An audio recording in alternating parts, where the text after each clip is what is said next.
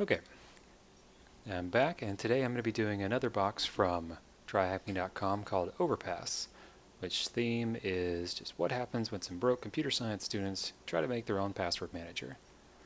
I've already started up the machine, so all the services should be running now. This one doesn't have any steps to follow along with. It's mainly just looking for the user and root flag. So let's go ahead and get started. So I'll go ahead and start up my VPN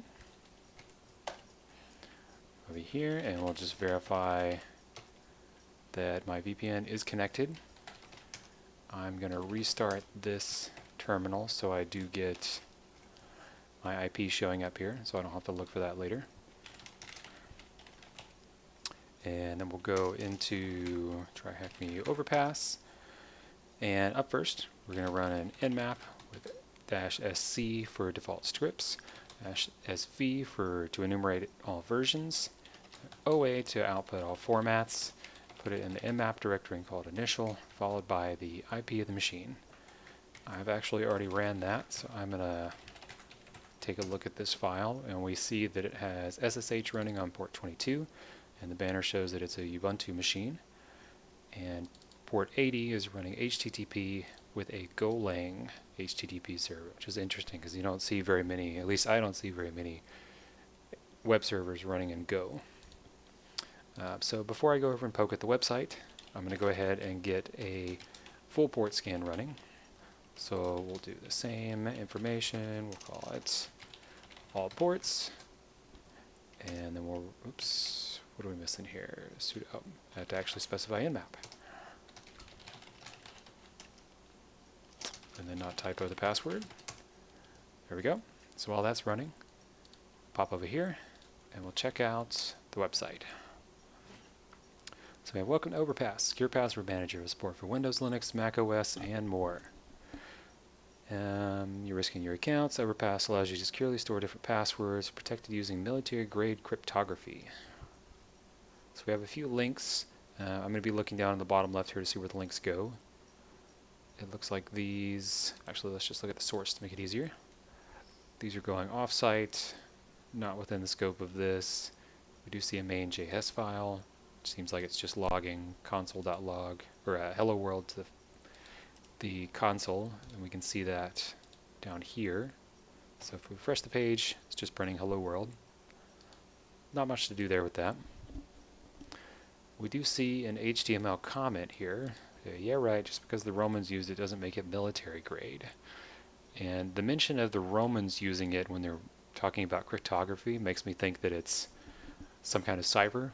Caesar, Rot 13, something along those lines.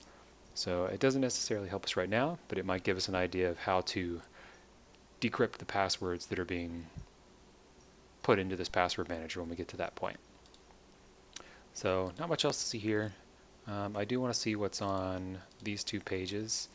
So we have About Us, just some information about the computer science students. You can look at the source here. We don't have anything new. Before I go any further, I'm also going to start up a GoBuster,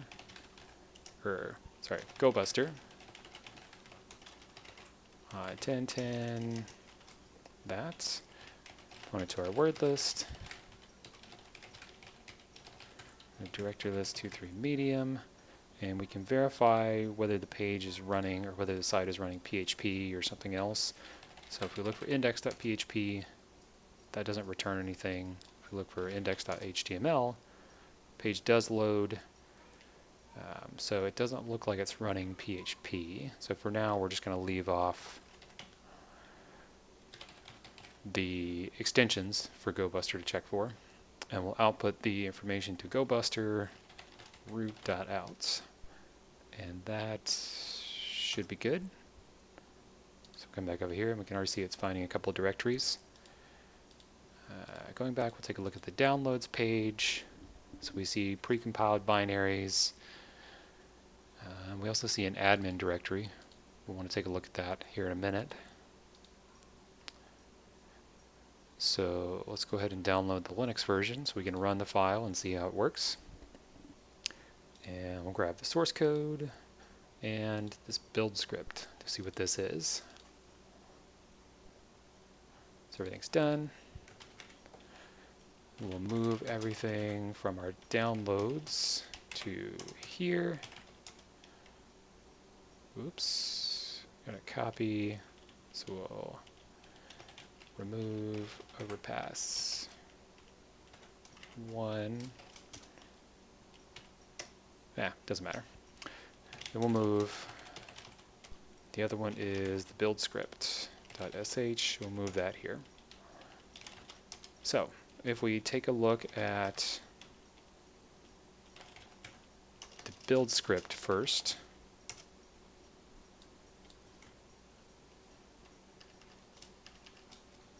if we can zoom in, how do we zoom in here?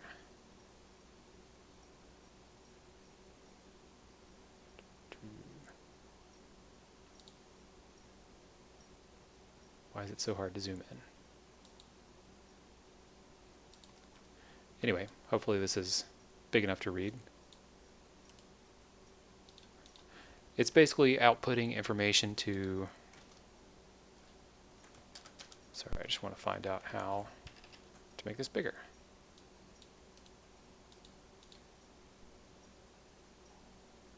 Font edit.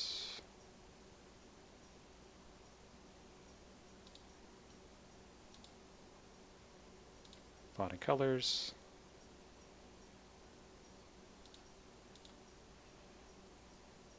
There we go. Okay. So Go is just taking each version and outputting it to the builds directory and naming it just certain things, storing it in the source. Oh, so it's using the source file, these Go files, building it and putting it into these various directories. Not much happening there. Might be more important later on. We can also look at the source file, overpass.go.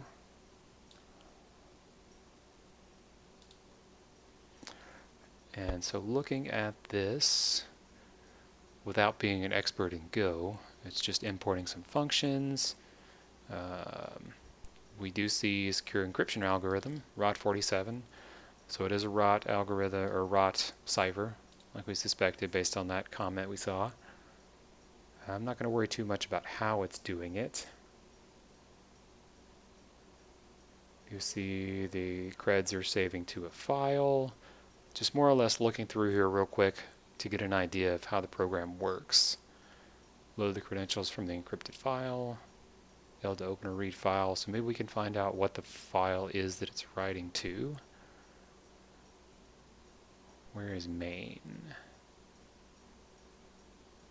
Here we go. Main. So creds path. We look for that. So it looks like load creds from file. It's trying to load creds from this file, this .overpass file in the home directory of the user that's running it. And it's saving it to those same file. So it's taking the pass list of whatever passwords we store, saving it in this .overpass file. Okay, so let's run that file, the Linux version we have, and see what happens.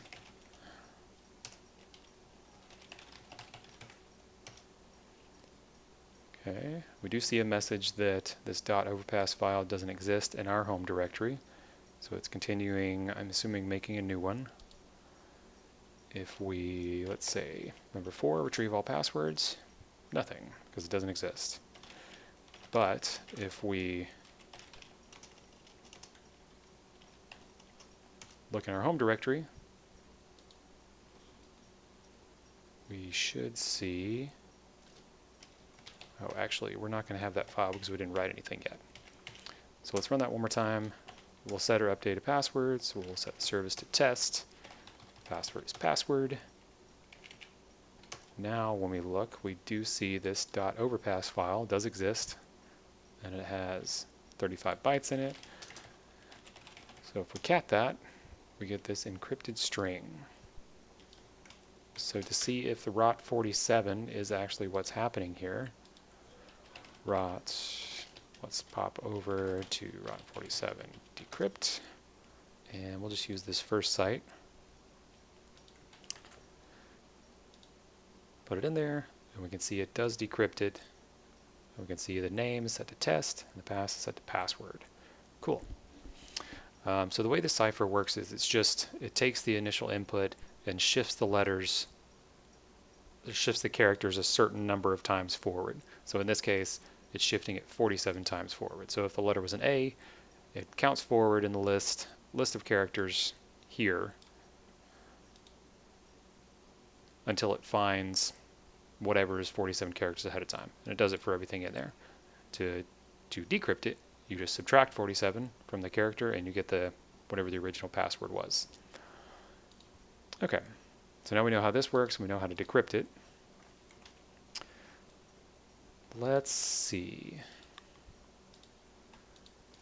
We can't really do much with that right now because it's just a local version of the program, so it doesn't do much good. We did see this admin directory, so let's see what that is. Admin. Login. So we can try some basic ones. Admin, incorrect. Admin password, incorrect. Okay, maybe let's check out the source, see what's happening.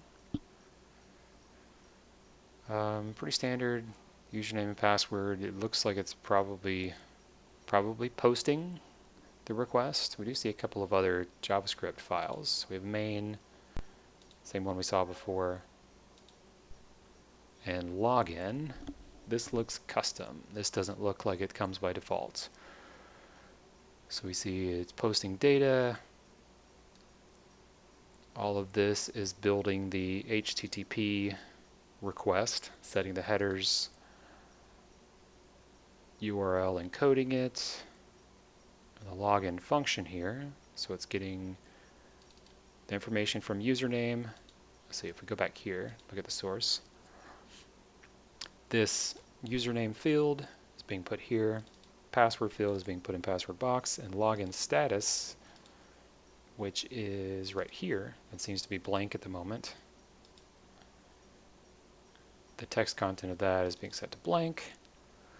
It's then posting that information to API/login and setting this status or cookie to whatever the text of the response object is. After that, let's go ahead and stop GoBuster for now. All right, make this a little easier to read.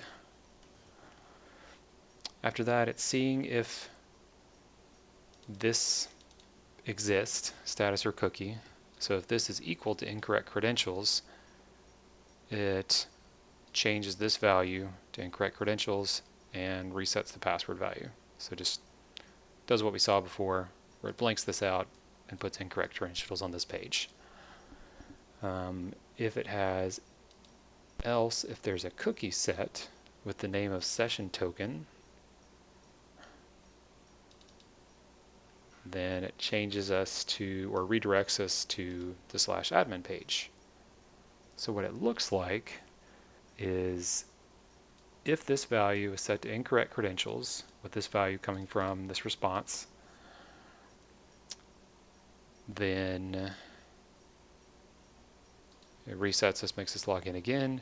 If it sees a cookie with the name session token, and it doesn't seem to matter what the value of that session token is, as long as that token exists, or if it sees that this session token exists, then it'll take us to admin. So let's try this. If we just add our own cookie, can use the developer console here, and we'll go to storage. You can see at the moment we don't have any cookies, but if we do the plus over here, we can add our own, and we'll make the name of this session token, and we'll set the value to just test, because it shouldn't matter. So we can see if we just try to log in with anything here, we still get incorrect credentials, but if we refresh the page, we get redirected to admin, and we seem to have an SSH key. Before I go forward with this though, I do want to show that it doesn't matter what this value is as long as this this cookie exists. So I'm going to remove that cookie. Then we'll actually need to clear it from Firefox as well. Clear data. Okay, so if we come back here, refresh,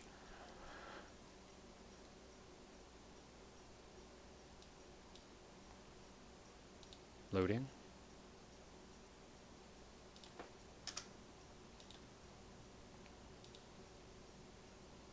Okay, what's going on?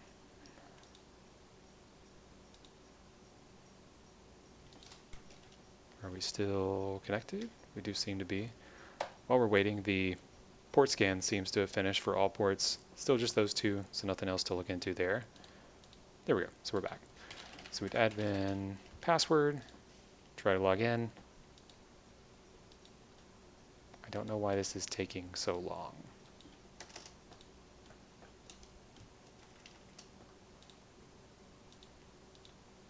Anyway, let's try to add our cookie.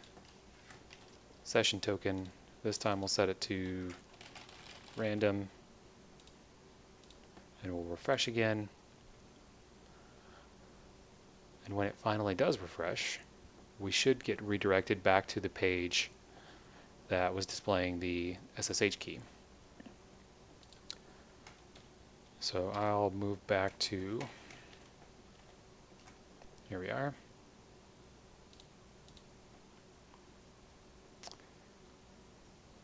I don't know what's going on here.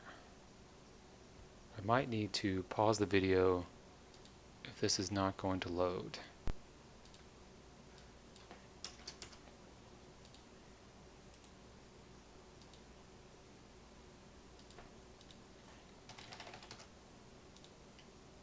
Okay, so we're here. Refresh.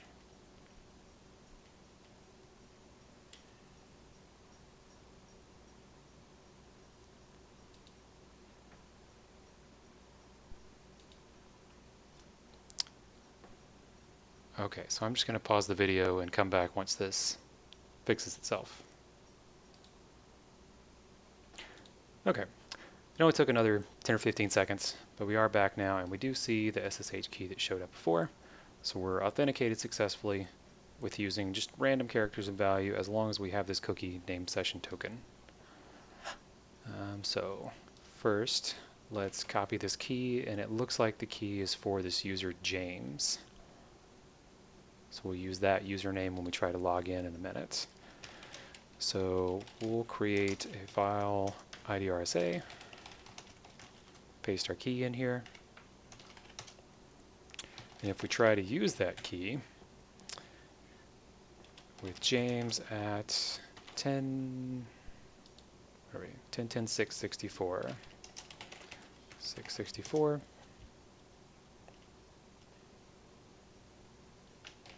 except it's not going to work because our permissions are too open for the SSH key. So let's chmod that to 600 so that we, as the owner of the file, are the only ones who can read that.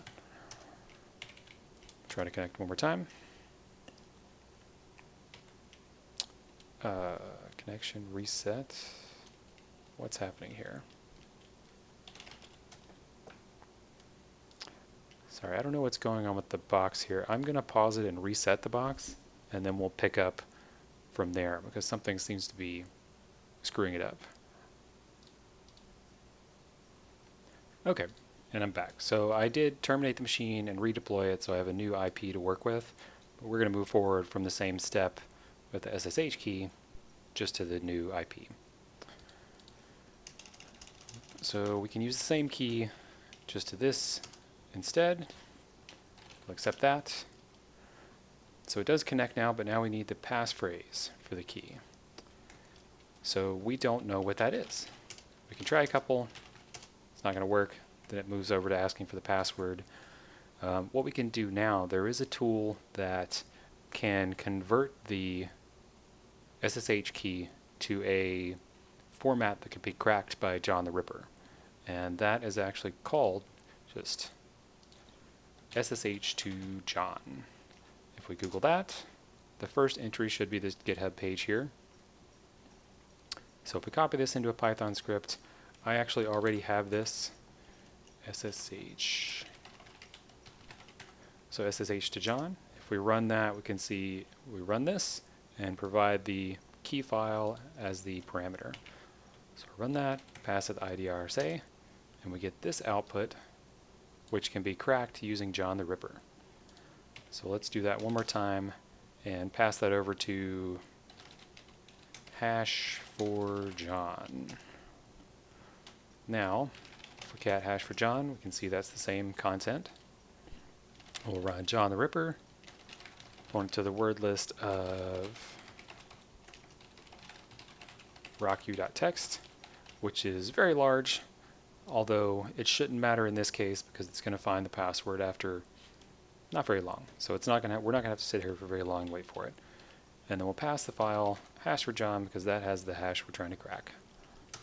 If we run that, you can see it identifies it as SSH, and then pretty much immediately finds the passphrase as James13. So if we go back to our SSH, try to connect one more time, it asks for our passphrase, James13.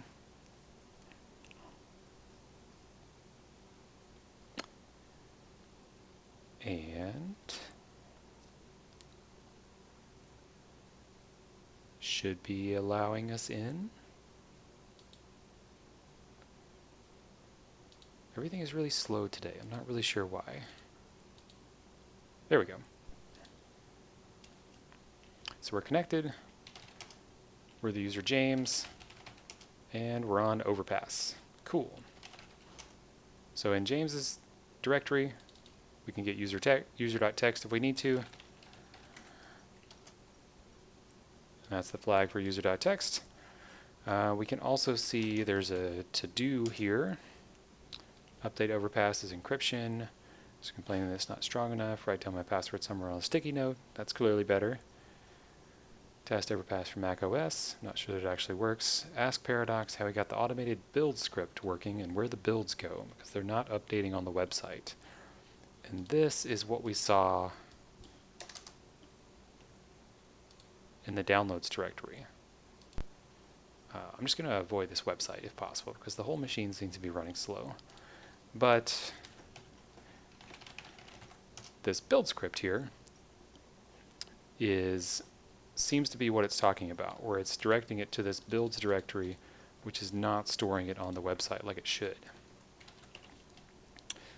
We also see his Overpass file.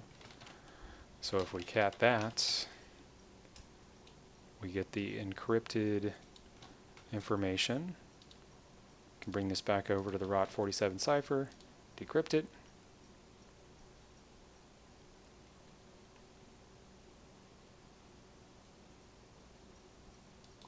After a long wait, there we go. So we have the name system and the pass, say drawn line picture. And given that this is in James's user directory, my assumption is that this is James's password, but we can check that with one of our regular enumeration steps here. So we'll run sudo-l to see if James can run sudo, and if he can, what he can run. But it'll prompt for his password.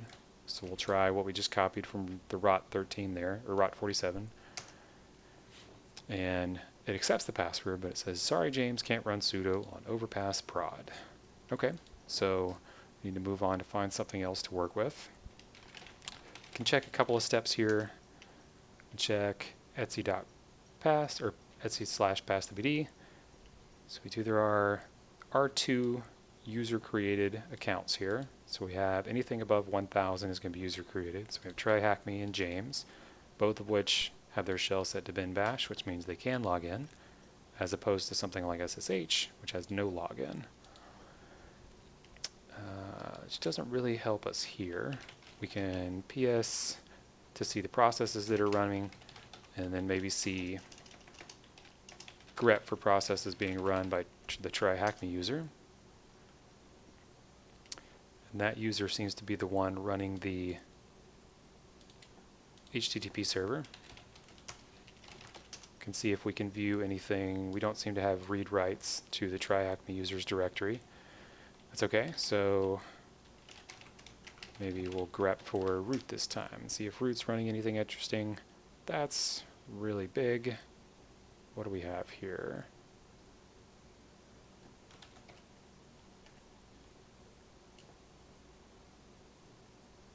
Oh, we do have an interesting curl command here,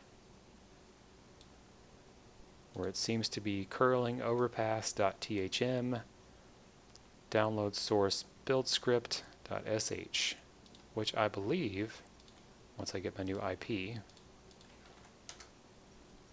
is what this is going to. So if we look in the bottom left down here, when we look at build script, it's going to the IP download source build script.sh. So this seems to be following that path, where it's curling the website, getting the build script, and then piping it to bash. This could be interesting for us if we can take over and possibly change the host file so that this overpass.thm points to our machine rather than the website. And based on this running after cron, it seems to be running as a potential cron job. We can look at Etsy cron tab, and we do see so that at the bottom it's running every minute of every hour of every day of every month, and then every day of the week. The user root is running curl, running this command, piping it to bash.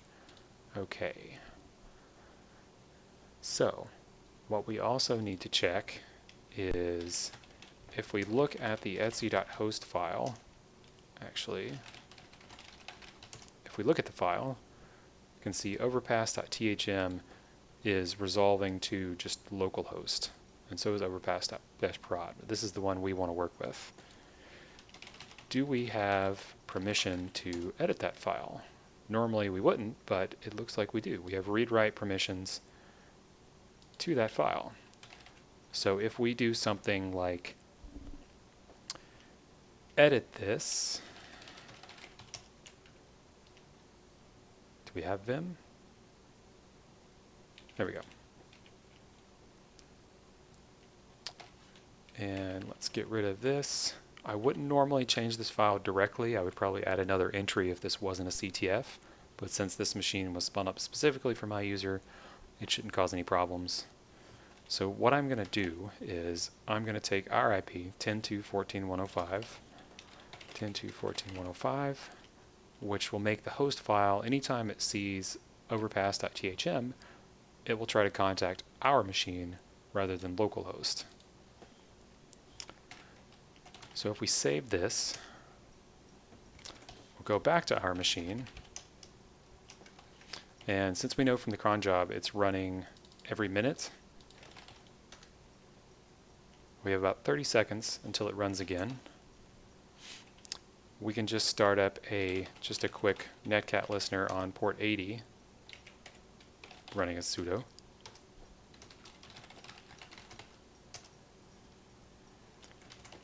Check the date again, and when it hits the minute mark, we should see a request to our server trying to download this build script file, or trying to follow this path, which we do. So we see a GET request to download source build script.sh, which obviously doesn't exist, but we do see that we've successfully got it to point to our machine rather than localhost. So now what we're going to do, we'll make a directory for www, go in there just to keep things organized. We'll make the directory with -p to force it to create the directories that don't already exist. Download source, and then we'll create another version of buildscript.sh, point it to bin bash, and then make a, what is this? I can never remember what the bash shell is. Reverse shell cheat sheet. Pentest monkey. Okay. Maybe the second one. And then we'll take this one. So now, we just need to replace our port. We want to listen on port 9001. And we'll point it to 10.2.14.105. So what this is doing is it's using bash to create an interactive connection and point all input and output to this TCP connection to our IP on this port, and then it will display, I believe, this file descriptors for standard out. So any standard out that comes back from our commands will be displayed through our shell as well. So if we left off this portion, we would still get a connection back to our machine, but anything we typed, we wouldn't see the results. So we'll save this, and then we'll, how much time do we have? Almost a full minute. Okay. So we'll create a split screen here so that we're meeting the right path that it's going to be looking for. We need to be in the folder that has downloads so that it can go into it. Just going from what it's looking for here. It needs to find downloads and then source and then build script. So if we start here, it'll go down that and find the right script. So we'll do Python 3 HTTP server without a space with sudo. So we're listening. Start up the netcat listener on port 9001. So in 15 seconds, we should see a connection to our HTTP server here, which will download our build script, run it as root, and then connect back to our netcat listener down here. There we go. So we have a connection from the machine. It got our build script, pulled it back, ran it as root, and now we have a shell as root on Overpass. And from here, we can get root.txt. And that's about it.